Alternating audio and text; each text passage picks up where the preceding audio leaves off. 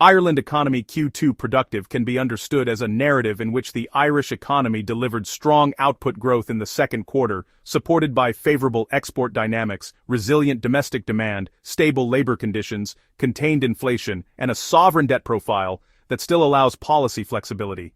Drawing on the most recent data spanning 2024 to 2025, the following analysis presents a coherent picture of Ireland's Q2 productivity performance through the lens of the key macroeconomic indicators: GDP growth, unemployment, interest rates, inflation, and debt.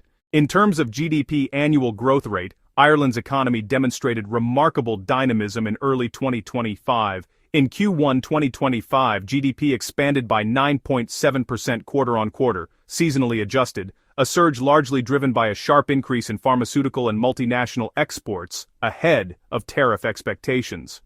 While that growth is unusually volatile due to the outsized role of multinationals, it signals strong throughput in globally connected sectors. In 2024 overall, Ireland's GDP growth was modest at around 1.2%, reflecting post-pandemic adjustments and volatility in investment flows.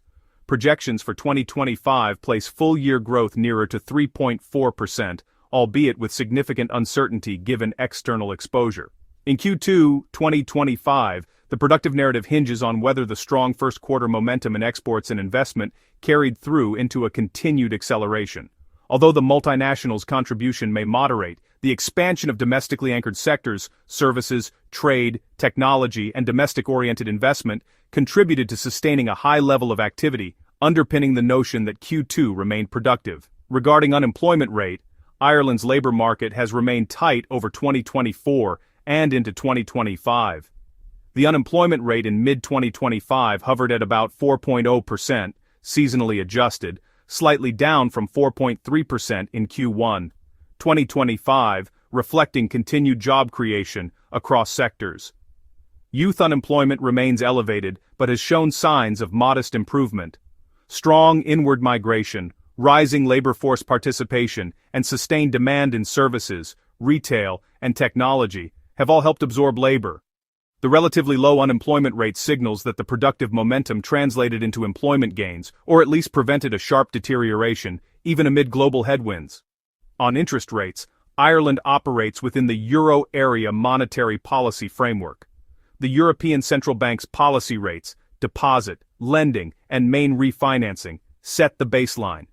In Q2 2025, ECB policy rates were held relatively steady with the deposit facility rate around 2.0% after earlier cuts, reflecting a cautious easing stance in response to moderating inflation.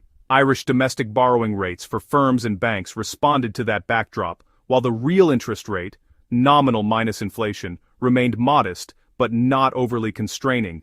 In effect, borrowing costs were accommodative enough to support corporate investment and credit flows without triggering overheating or excessive inflation pressures.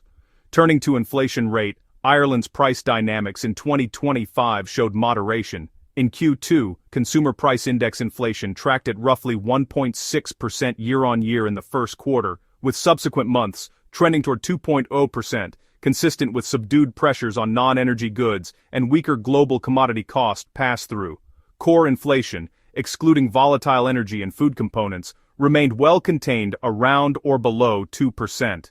These inflation rates support real income growth and help maintain household demand, reinforcing the productive characterization of Q2. Modest inflation also sets the stage for possible monetary easing later, provided inflation remains comfortably within the ECB target band. Concerning debt-to-GDP ratio, Ireland's general government debt stood at about 40.9% of GDP in 2024, and forecasts for 2025 project a decline to approximately 38.6%, reflecting a combination of nominal GDP growth and prudent fiscal management. This level of debt is moderate by eurozone standards and offers considerable room for counter-cyclical policy if needed. Ireland has also posted budget surpluses in recent years, aided by strong corporate tax receipts, which contributes to reducing debt burdens over time. The relatively low debt ratio enhances the credibility of fiscal policy and supports investor confidence in sovereign obligations, facilitating a stable financing environment during the productive Q2. Putting these indicators together, the Q2 productive narrative for Ireland rests on multiple pillars.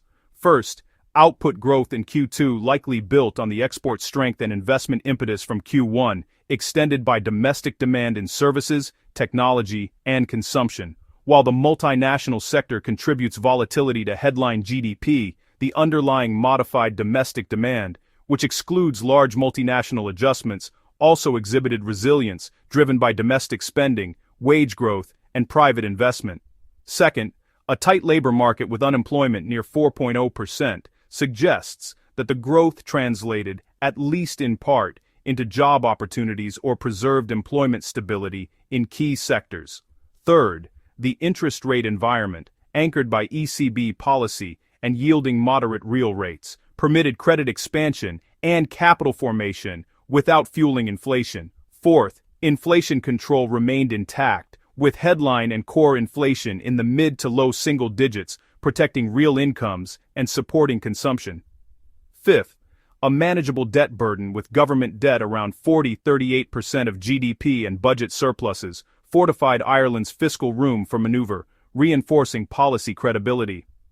Within Q2 specifically, sectoral detail helps reinforce the productive story. Export sectors such as pharmaceuticals, medical devices, ICT, and biotech remained growth drivers, capitalizing on global demand and supply chain restructuring. At the same time, domestic sectors, retail, hospitality, professional services, construction, and real estate benefited from rising incomes and consumer confidence. Investment in digital infrastructure, green energy, and real estate projects continued, aided by favorable financing and policy incentives. Credit flows to small and medium firms, fintech and technology startups remained active, while household credit for property, renovation, and consumer durables expanded steadily. The confluence of export momentum, domestic demand, investment, and credit flows all point toward a Q2 in which the economy was not merely treading water, but making productive strides. Of course, risks temper the outlook. The heavy reliance on multinationals can cause sharp swings in GDP based on external shocks or tariff policy shifts. If global demand faltered or trade tensions intensified, export momentum might falter, dragging Q2 outcomes down. Furthermore, capacity constraints, supply chain bottlenecks, and inflation spillovers from energy or input costs could challenge the stability of the productive trend. Nevertheless, in Q2 the balance of factors favored growth over decline. In summary, Ireland's Q2 of 2025 can be characterized as productive. GDP growth remained robust, albeit volatile, propelled by both multinational exports and underlying domestic demand. Unemployment stayed low, signaling continued labor absorption. Interest rates aligned with euro area policy offered a supportive credit environment. Inflation remained moderate, safeguarding real incomes, and the debt level remained modest, preserving fiscal headroom. Together, these macro conditions reinforced a productive quarter rather than one of stagnation or slowdown. Looking ahead, sustaining growth beyond Q2 will depend on managing external risks, preserving credit access, ensuring that domestic sectors remain vibrant, and maintaining fiscal discipline.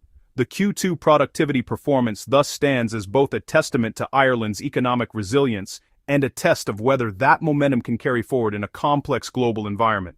For more data-driven insights and global market breakdowns, subscribe and turn on notifications. Stay informed, stay ahead. This is Economics FX, where clarity meets strategy. Until next time, trade smart.